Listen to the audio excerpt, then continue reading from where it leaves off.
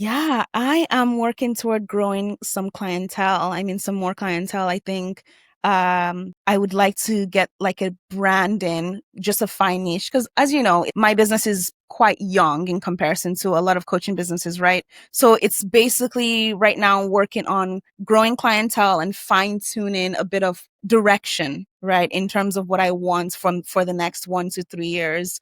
I would love to work with more nonprofit organizations. That's where my bread and butter is. That's my heart. So I would love to work with more nonprofit organizations. But yeah, that's kind of where my mindset has been. Welcome to Career Coaching Secrets, the podcast where we talk with successful career coaches on how they built their success and the hard lessons they learned along the way. My name is Davis Nguyen, and I'm the founder of Purple Circle, where we help career coaches scale their business to $100,000 years, $100,000 months, and even $100,000 weeks. Before Purple Circle, I've grown several 7- and 8-figure career coaching businesses myself, and have been a consultant at 2 career coaching businesses that are doing over $100 million each. Whether you're an established coach or building your practice for the first time, you'll discover the secrets to elevating your coaching business. Hey everyone, welcome to another episode of Career Coaching Secrets Podcast. I'm your host, Rexhen, and today's guest is Lola Alugo, a career competence coach and founder of LA Career Services, empowering Black, Indigenous, and women of color BIPOC to navigate their careers with clarity, courage, and confidence. Through her coaching practice, Lola helps professionals re-enter the workforce and thrive often within 60 days by addressing mindset blocks, imposter syndrome, and negotiating barriers that disproportionately impact BIPOC talent. And it's a pleasure for me to have her on the podcast today. Welcome to the show, Lola. Thank you so much, Rexhen. Good to be here. Thank you, Lola. It's a pleasure to have you on. I wanted to go back in time just a little bit and look into the beginning of your coaching business. So I know when it comes to your coaching business, it's been around for 10 months, getting close to a year with LA Career Services. Yes. But you've been a career coach potentially earlier than that, right? Yes, I have. Yes. I actually was in Scotland for like 3-4 years, right? And that's primarily where I started. I was something called an employability coach. And I don't know if there's a direct translation out of career coach from that. So I was an employability coach in Scotland and I worked with so many different peoples. And that's where I kind of got the inkling to switch to kind of transition into a career coach. But yeah, much longer it's been like 3 years working in the coaching industry. But as far as pushing my own business, it's been almost a year now. We're getting to that first year birthday. So I'm super excited for that. Cool, Yeah. amazing. So what inspired you to take that step and like this coaching world and like step Yeah. into it and build your own business out of it? Honestly, a multitude of things, but like I said, I was an employability coach. And in that time, I got a chance to work with so many people from different countries, people from different places in life. I worked with a lot of career starters or people who are 50 plus who haven't been employed for a long time. And what I noticed was the basics that a lot of people need for careers were a lot of them didn't understand or didn't know. So things like resume building or interview skills or just really basic knowledge of how to even get into the job force to begin with, right? And I realized how much of a privilege it was that someone like me who, I went to a 4-year college and we had career readiness courses that it was mandatory you had to take, right? Someone like me had the privilege of understanding and knowing right off the bat and understanding how to utilize these tools. I realized this was not made for a lot of people and a lot of people just don't know the basics. So my inspiration was I honestly wanted to get everyone. It didn't seem fair to me. I wanted to get everyone the basic tool, right? To start in careers in the first place, to start into the workforce in the first place. So something that really inspired me was just that I think everyone deserves to know that knowledge and not you just because you went to college or you're privileged or you have, whatever the connections. That's not the only reason that you need to know basic career knowledge, right? So was my driving force of I need to do this I need everyone to know this information immediately, right? That was it. Yeah. That's beautiful. So we have two audiences in this podcast. I didn't mention this to you earlier, but there's either coaches that are listening or the audiences of the coaches that we've had on the show before. So we've borrowed some of their audience because they've been on our show and shared the podcast episode afterwards. Knowing that, we might be reaching out to your audience as well. How would you describe your ideal client profile? I know I was mentioning this on the intro as well. So we're talking about empowering Black, Indigenous, and women of color, BIPOC. Is that the only group of people, or could it be wider than that? So outside of, it's much wider than that.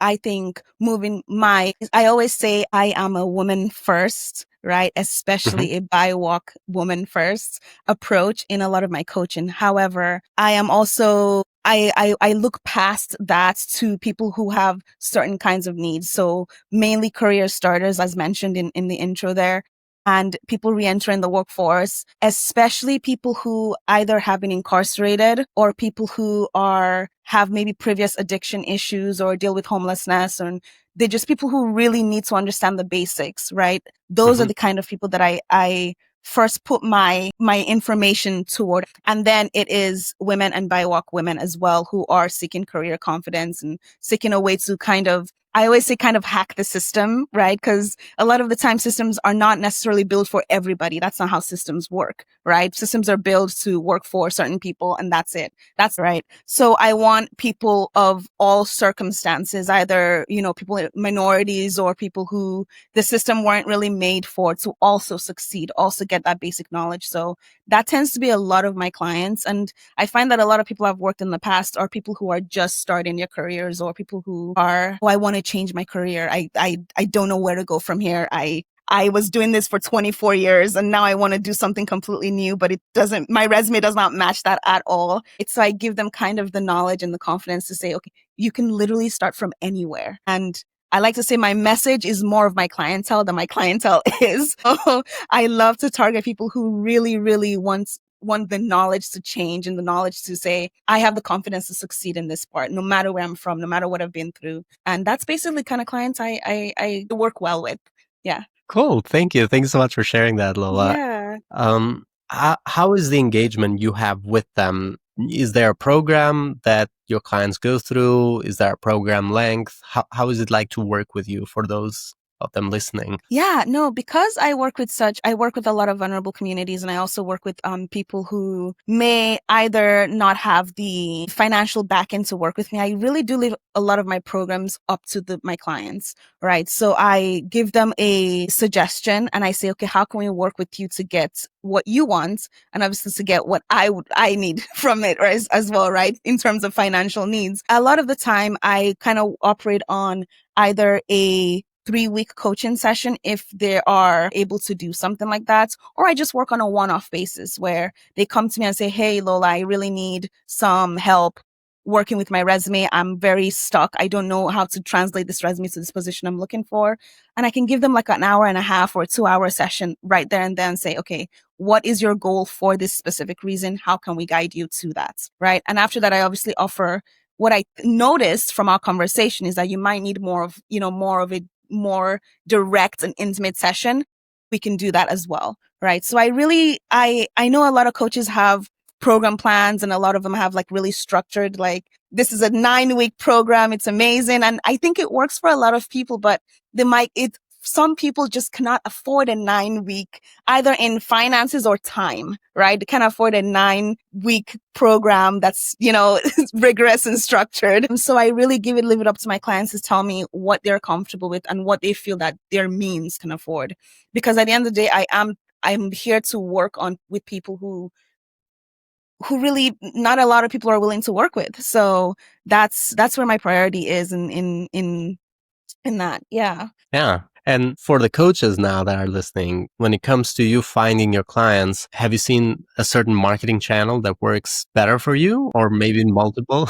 Yes. It's funny because I go to nonprofits a lot.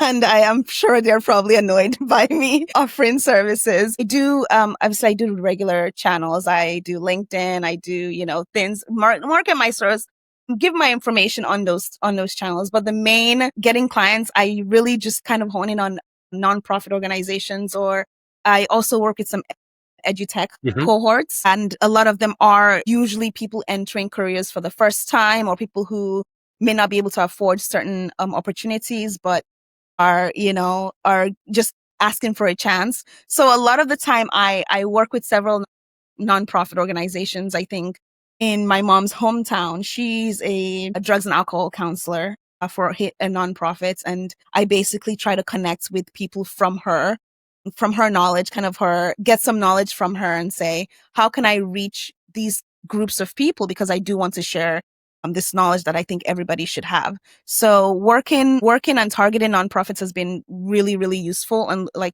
for me, and especially understanding how those nonprofit work. So you can't just reach out and target. You kind of have to do the research on how those nonprofit works and what you have to offer and what they have to offer you as well. So that's been my main marketing source, Mhm. as well as the regular channels. I just got a TikTok. Can you imagine? I feel so, I feel cool. So I use a lot of TikTok to kind of, that's kind of how you reach people these days. So utilizing social media has been really helpful as well. So TikTok, have you seen like clients actually coming from TikTok, or is it mostly kind of like gives you a presence in a way? I think I use TikTok more of as a presence. I don't see a lot of TikTok.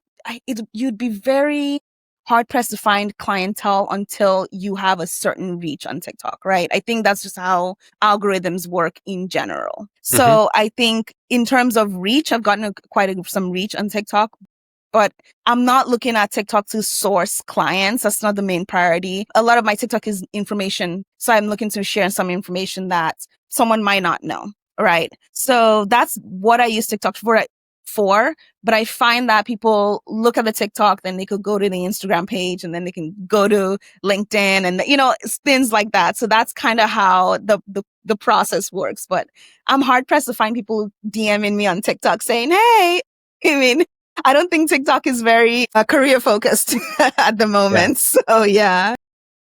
Yeah, it is true actually. I've interviewed so many coaches, and it rarely comes up as a channel. And for Mhm. those of them that have utilized it, it's mainly been for like getting a presence out there, but not necessarily a direct connection to your clients. So they might have seen you in there and then have other ways to reach out to, but usually it has not produced, except for only one coach actually that I remember just now, that she actually managed to get most of the clients that she had from TikTok. And believe it or Really? not, it was usually the age of 40 and above, which is kind of rare Really? to happen on TikTok. That is Yeah. very rare. Yeah. Yeah. No, I think TikTok is more of just I think a lot of people go on TikTok to just kind of get away from certain things. And if you're Hmm. constantly pulling, hey, by the way, are you looking for a job? Let me help you. Right. Yeah. I think it breaks that escapism a little bit. Right. So I'm curious to learn more about from that coach. Yeah. I mean, maybe there's some methods I should incorporate in my TikTok outreach. Yeah. I will share with you her name. Yeah. I need to look it up. It's been a few months since I've interviewed her, but I'll find her name and I'll send it to you later on. I need some advice. Cool. And so right now, where are you focused on next for the next 1 to 3 years? I know you just got started. However, Mhm. how do you see the future? Do you have any specific business goals that you're working towards? Yeah, I am working toward growing some clientele. I mean, some more clientele. I think I would like to get like a branding, just a fine niche. Because as you know, my business is quite young in comparison to a lot of coaching businesses, right? So it's basically right now working on growing clientele and fine tuning a bit of direction, right? In terms of what I want for the next 1 to 3 years. I would love to work with more nonprofit organizations. That's where my bread and butter is. That's my heart. So I would love to work with more nonprofit organizations. But yeah, that's kind of where my mindset has been for the past, I think, 6 months now, honestly. I'm just kind of focusing and fine tuning and making sure my message is clear when it comes to, building good foundation for a business that is going to have longevity, that is going to last, and, just not a pop-up shop of career coaching is essentially, I do not want that. So that's where my mind is right now. Yeah. Cool. And what would you say are kind of like the main challenges in working towards that goal? Yeah, I think growing a business in general is so challenging. I mean, yeah, like naturally challenging, right? But as someone who is a predominantly, I'm a coach first and foremost, right? I didn't get an MBA. I don't have a business degree. I'm not out here just conducting businesses in the corner, right? I'm basically learning as I go. So I think that's been one of the challenges, right? To say, okay, I'm going to create this business. I'm going to do this. And then to simply learn as you go, right? On what's involved in creating a business, what's involved in doing all these things, what's involved in making connections and marketing and all, so that has been my main challenge. It's been a fun challenge because I'm learning so many things as I do it, but it definitely has been a challenge. And my coaching heart just wants to say, let's just help everyone and let's just share this knowledge and everyone would learn and know about careers. But obviously my business mindset is like, calm down, Lola. Let's take a step back and let's really use our business hat on this one. So yeah, it's been that. Yeah. And in terms of investments, I know it's still early, but have you done some investments so far? And when I ask this question, usually I look for good investments and bad investments at the same time. So could be investments of money, time, or both. And are investments that you feel good about, either you learned a lot or got a good return from? And are there investments that you would have preferred to just like not have done?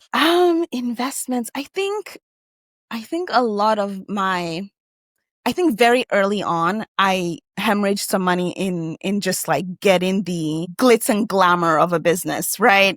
Mhm. Like, let's just get the website. Let's do this. Let's buy buy the books, buy the courses, just hemorrhaging a lot of money and just like, I want to know the information. I want to just yeah. So I think that would be marked as a bad investment because I realized that in order to get started, I don't need to know Mhm. everything to have a success. I just don't need to, right? It's not important right now. So in terms of bad investment, I think that's in both time and money. I think I spent a lot of time kind of just thinking about a business as opposed to actually doing a business. Right. And I find that a lot of people have the same, issue where we want to do something, but we just think about doing it and we have all this money and put all this money into thinking about doing it and never actually started. So I think that's probably one of my bad investments. In terms of good investments, I think it's funny, the lesser, which is maybe it's not funny, the less I've spent actually spending money, the better my investment was. I think actually putting in the work and making good financial decision on if something is worth it and something isn't was the difference for me. And that could have been in, different communities that I wanted to like support, or that could have been even me saying, okay, I'm going to do this work for maybe free and see if I can gain something for it. Right. And choosing to do things like that actually helped more than I realized. Because I think when we first start, we want to say, let's do profit, profit, profit, profit, profit. I need to know how much of this is going to pay me. I need to know how much this is going to do, right? A lot of the time, I think deciding to do things for free or deciding to say, okay, I'm going to do this venture and I know it's not going to give me any profits, but it's going to at least help with, with the knowledge I need to continue this business. That is literally the difference. I mean, I think that's been the best investments I've done. And will I continue to do things for free? Absolutely not. But it has taught me so many things. And I think that in early on, especially early starting a career, that's always a difference. It makes such a big difference, Yeah, that makes a lot of sense, especially early on, like you mentioned. You don't have that much revenue going on because you have to make the profit Mm-hmm. in the business. You cannot just run it out of your money all Exactly. the time. And so it makes sense that initially it's going to be mostly investments of time that you're putting in by Hmm. yourself, and then later on investments in money as well. Absolutely. My final question to you today is for the coaches who are listening that want to scale their coaching business, they're focused on impact, so scaling their impact as well. In a similar way, you're trying to do the same. What advice would you give to these coaches that are trying to scale their impact? Ooh, that's a good question. Let's see. I think the couple things I would say is, first, learn how to fail publicly and positively. And I think a lot of the time we get so scared of failing, like so scared of, I'm going to do this, but I'm going to fail and everyone's going to laugh at me. We need to learn how to fail publicly and positively. And this is not just the coaches or potential coaches. This is for everybody, right? Mm-hmm. And I think that is the first thing I want to say. The second thing is to just do it. Just start. A lot of the time like I said, we spend so much time thinking about all the things we want to do and thinking about, okay, if I don't use this right tools or I don't do this, I'm definitely going to not going to make it. But if you just literally start reaching out to people, start showing up. I mean, using social media. I mean, if you don't know how to use social media, get the right people who do. I mean, I have a wonderful person who does a lot of my marketing stuff. She's amazing. Her name is Daniela and she's wonderful. She does a lot of things for me. And when I knew what she was doing, I said, okay, I need her. Right. So outsource work, ask for help, ask people, hey, I actually don't know how to do this.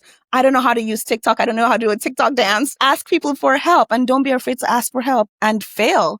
It's okay to fail. Honestly, genuinely is. Fail correctly, fail publicly, fail confidently. And I swear nothing can stop you once you understand how to utilize failure to your advantage. Yeah, that's kind of the advice. Beautifully said, Lola. Yeah. We all need to learn how to fail, and it's all good to fail. You always learn from it. Absolutely. So thank you so much for coming to our podcast today.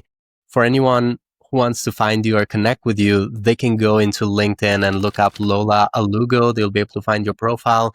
Is there any other way they could connect with you? Yes, absolutely. You can also go into my my Instagram. Sorry, it's LA_career services. Just go ahead and check. And I post videos, I post information on there all the time. And you can just kind of connect with me from there to my TikTok if you want to see me do horrible TikTok videos. But yes, that's the main ways to find me. Thank you so much, Rexhen, for having me. Thank you for coming, Lola. Thank you so much. Yes, it was for coming. lovely meeting you.